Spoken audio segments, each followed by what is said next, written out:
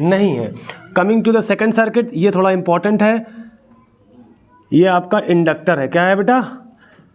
Inductor है। और voltage आज भी वही है, V equal to V0 sine omega t, और ये L है। अब एक बात याद रखिएगा, जो XL होता है इसको बोलते हैं इंडक्टिव रिएक्टेंस। क्या बोलते हैं बेटा?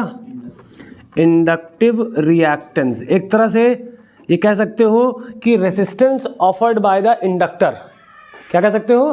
Resistance offered by the inductor to the flow of current. तो voltage consume by inductor, V into L ना होके ये छोटा सा L इसलिए लगा दिया ताकि आप फर्क कर सको कि this is voltage consumed by resistor and this is voltage consume by inductor. तो जैसे वोल्टेज कंज्यूम क्या होता है? Current multiplied by resistance. तो यहाँ क्या करोगे? करंट और मल्टीप्लाइड बाय इंडक्टर का रेजिस्टेंस क्या होता है? XL, जिसको हम लोग इंडक्टिव रिएक्टेंस कहते हैं, जो कि हमारा ओमेगा L या कहें कि 2 पाई FL के बराबर होता है, क्योंकि ओमेगा की वैल्यू क्या होती है? 2 पाई F होती है। अच्छा, यहाँ पे क्या होता है?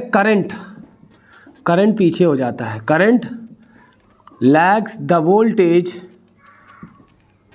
बाय, कितना पीछे चलता है करंट? Pi by 2।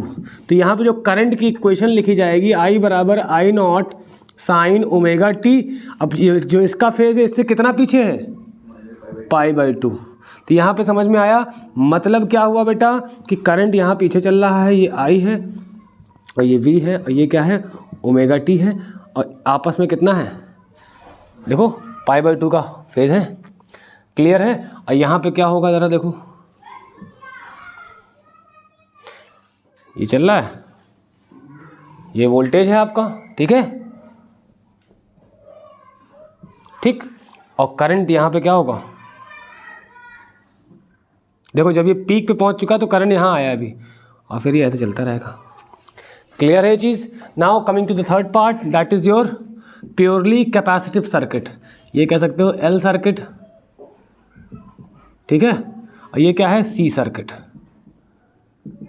यहाँ पे क्या करेंगे? एक सर्किट बनाएंगे जिसमें हम लोग कैपेसिटर देंगे, और वोल्टेज आज भी वही है, V equal to V0 sine omega t, और यहाँ पे C है।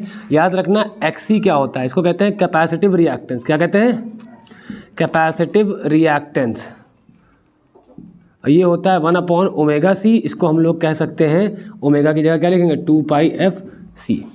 क्लियर है बेटा? अच्छा, यहाँ पे आप एक चीज़ गौर कर सकते हो कि यहाँ पे जो आपका XL होता है वो डायरेक्टली प्रोपोर्शनल टू फ्रीक्वेंसी होता है। तो इसका ग्राफ कैसे बनेगा?